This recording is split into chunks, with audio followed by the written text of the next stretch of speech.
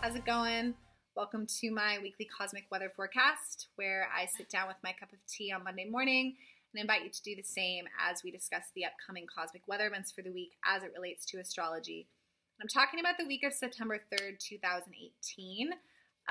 First week of September, we have a lot to discuss this week. Lots of stuff shifting around, changing, moving forward. We've got a new moon. We've got a bunch going on. So yes, Monday, the moon will start out in Gemini, and then it will move to Cancer, and it will be in Cancer for Tuesday, Wednesday, and Thursday. So whenever we're dealing with a Cancer moon, often this reflects things happening in the home environment because Cancer is reflective of our security needs. So the home is where we retreat to feel secure, right? It's where we go to hermit out, get some private time, etc.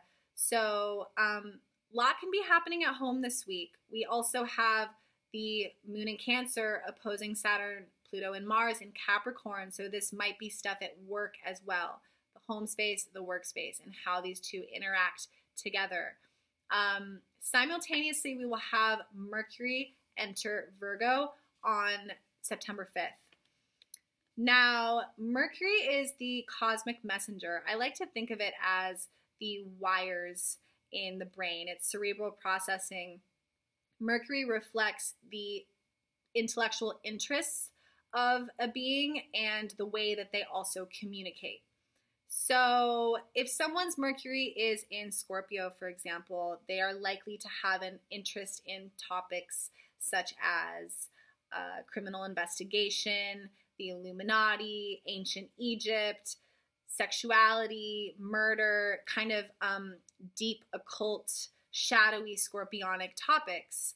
And if a person's Mercury was in Aquarius, they're likely to have interest in futuristic topics such as life on other planets, technology, environmental science. So just a quick side note, very important to know where your Mercury is, and as far as synastry is concerned, the balancing of your chart with another person's, where you and your partner or coworker or friend's Mercury is and how they aspect one another is going to be very telling in how you two communicate. It can really illuminate communication glitches. So, quick sidebar. Important to know where your Mercury is. And the collective Mercury is about to enter Virgo. So Virgo is all about analyzing and looking at things in fine detail and noticing when things are out of place. It's about purification. It's about daily routine, day-to-day health. And because it's going into Virgo on Wednesday while we have the moon in Cancer, I feel like a lot of this might be happening at home or at work. So we know that Virgo is kind of like the nag or like the critic of the zodiac because they want things to be perfect. So you might have someone in your home environment or someone at work being kind of nitpicking at you or telling you all the things you're doing wrong or all the things that they want to see change, and just don't attach to it. Don't attach to the story, and just know that it's this Virgo archetype coming through. And Virgo has the best intentions behind it. They really only nag at people that they care about, I promise. So take it in stride. And I think on the positive, individually, on a personal level for all of us, because Mercury is our thoughts and Virgo is about purification, this is a really great time to purify our thoughts.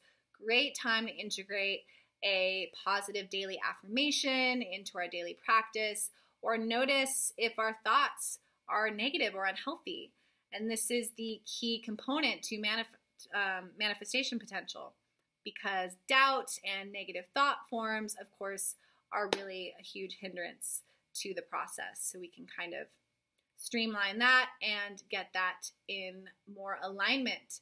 Then on Thursday, we have Saturn moving direct. Yes, I'm so excited about it. I think a lot of you are really stoked about Mars moving direct. A lot of you guys emailed me about my last video regarding that. And now we have Saturn to follow, so it's only going to get better. Saturn has been retrograde since April. So it's been a long transit. You might have just gotten used to the feeling of it being retrograde, but that's about to change. And Saturn, I feel like Saturn going direct is going to be the culmination of all the lessons we've learned regarding being the adult, being responsible. This is about work ethic, essentially. And really looking at the key players in our life who represent authority or represent this father figure. Saturn doesn't have to be the literal father. It can be, but it can also be, and usually is, a person in your life who simply plays that role. So looking into your life story right now, who's playing the role of authority? This could be a roommate who, for whatever reason, is in that position. Maybe they're the ones that collects the rent money and pays the rent, deals with the landlord. It could be the literal landlord. It could be your boss at work. It could be literally the police state, the government, Big Brother. This could be sending a bill to the DMV or whatever. But yeah, Saturn moving direct, it's going to be less about looking inward, about how we feel about our work and all that, and more about the application, moving forward, applying all of these lessons, standing in a really empowered place, and getting some of this stuff off the ground, moving forward with all of the things that we've been thinking about getting done. And like I've said before, Saturn does give rewards. Saturn isn't all bad, but Saturn just doesn't really give unnecessary rewards. Saturn gives rewards where they're due.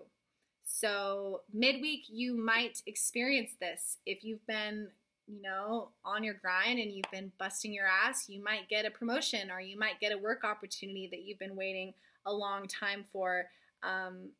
However, conversely, if you've been kind of slacking off and you know it, you might see that reflected in your daydream or your life as well. Then we will have the moon go into Leo, and then it will transfer into Virgo for the weekend, bringing us to a very powerful day on Sunday. We have our new moon for the month in Virgo on Sunday, the 9th of September. Simultaneously, Venus will enter Scorpio. So not only is it a new moon, which is new beginnings and planting seeds, setting intentions, starting fresh, but it's also Venus moving into Scorpio, which is the beginning of a very extensive period involving relationships.